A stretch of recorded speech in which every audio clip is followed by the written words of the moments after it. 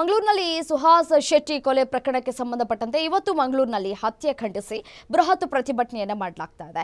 ವಿಶ್ವ ಹಿಂದೂ ಪರಿಷತ್ ಪ್ರತಿಭಟನೆಗೆ ಭಾರಿ ಬೆಂಬಲಗಳು ಕೂಡ ವ್ಯಕ್ತವಾಗ್ತಾ ಇದೆ. ರಾಜ್ಯದ ನಾನಾ ಜಿಲ್ಲೆಗಳಿಂದ ಹಿಂದೂ ಕಾರ್ಯಕರ್ತರು ಆಗಮಿಸ್ತಾ ಇದ್ದಾರೆ. ಎನ್ಐಎ ತನಿಖೆಗೆ ಆಗ್ರಹಿಸಿ ಹಿಂದೂ ಕಾರ್ಯಕರ್ತರಿಂದ ಬಚ್ಪೆ ಚಲೋ ಮಾಡಲಾಗ್ತಾ ಇದೆ.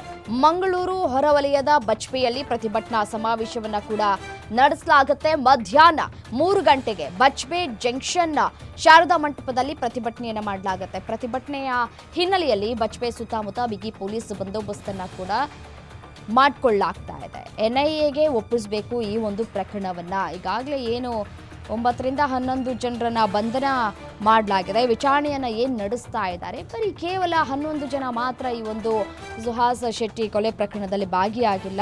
ಇನ್ನೂ ಸಾಕಷ್ಟು ಅಂದರೆ ಇನ್ನು 30 ರಿಂದ 40 ಜನ ಭಾಗಿಯಾಗಿದ್ದಾರೆ ಈ ಒಂದು ಪ್ರಕರಣದಲ್ಲಿ. ಸೊ ಹಾಗಾಗಿ ಈ ಒಂದು ಕೇಸನ್ನು ಎನ್ಐಎಗೆ ವಹಿಸಬೇಕು ಅಂತ ಹೇಳಿ ಬಿಜೆಪಿ ಕೂಡ ಆಗ್ರಹಿಸ್ತಾ ಇದೆ. ಅದರ ಜೊತೆಗೆ ಹಿಂದೂ ಕಾರ್ಯಕರ್ತರು ಕೂಡ ಆಗ್ರಹಿಸ್ತಾ ಇದ್ದಾರೆ.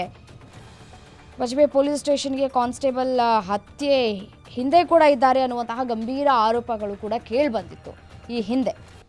ಸೊ ಹಾಗಾಗಿ ಈ ಪ್ರಕರಣದಲ್ಲಿ ಬರೀ 11 ಜನ ಮಾತ್ರ ಬಂಧನ ಮಾಡಲಾಗಿದೆ. ಕೃತ್ಯದಲ್ಲಿ ನೇರ ಕೈವಾಡ ಇರುವಂತಹ ಆರೋಪಿಗಳು ಏನಾದರೂ, ಮತ್ತು ಆ ಆರೋಪಿಗಳಿಗೆ ಮನೆಯಲ್ಲಿ ಆಶ್ರಯ ನೀಡಿದವರು ಯಾರು, ಅವರನ್ನು ಕೂಡ ವಶಕ್ಕೆ ಪಡೆದುಕೊಂಡು ತನಿಖೆ ಮಾಡಬೇಕಾಗಿತ್ತು.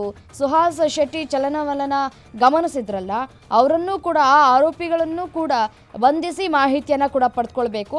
ಮತ್ತು ವಾಹನಗಳನ್ನು ಒದಗಿಸಿದವರು, ಹಣಕಾಸು ನೆರವು ನೀಡಿದವರು ಎಲ್ಲರನ್ನು ಕೂಡ ಬಂಧನ ಮಾಡಬೇಕು. ಬಟ್ ಆದರೆ ಆಗಿಲ್ಲ. ಸೊ ಹಾಗಾಗಿ ಈಗ ಎನ್ಐಗೆ ವಹಿಸಬೇಕು ಈ ಒಂದು ಸುಹಾಸ್ ಶೆಟ್ಟಿ ಹತ್ಯೆಯನ್ನು ಅಂತ ಹೇಳಿ ಇವತ್ತು ಮಂಗಳೂರಿನಲ್ಲಿ ಹತ್ಯೆ ಖಂಡಿಸಿ ಬೃಹತ್ ಪ್ರತಿಭಟನೆಯನ್ನು ಕೂಡ ಮಾಡಲಾಗುತ್ತೆ.